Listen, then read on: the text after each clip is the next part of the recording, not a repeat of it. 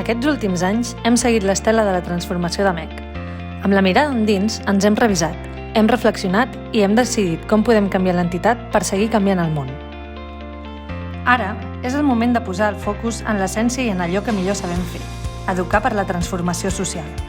Ho fem des de la comunitat i per la comunitat, amb el petit grup i el treball en equip, en xarxa amb l'entorn proper, entitats i col·lectius, amb el mètode escolta i guia a la mà, en renovació per adaptar-lo al moment social que vivim i amb voluntat que sigui útil per a tots i totes les CAPs. Conscients de l'emergència social, amb problemàtiques d'exclusió social, de salut mental, de precarietat juvenil, d'extrema dreta. I també conscients de l'emergència climàtica, amb l'escalfament global, amb manca de recursos bàsics i amb la natura en perill. Necessitem acompanyaments i recursos que ens sumin i que no restin.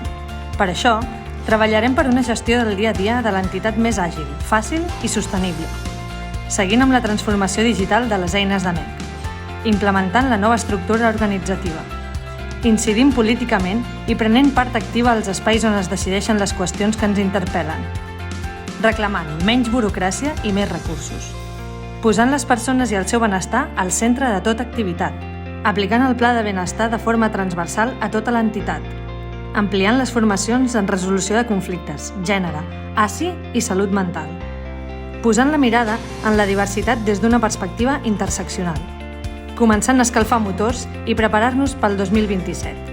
100 anys d'escoltisme català, 50 anys de MEC i 10 anys de la jamborinada. Ara toca fer-nos-ho fàcil. Ara toca fer-ho possible.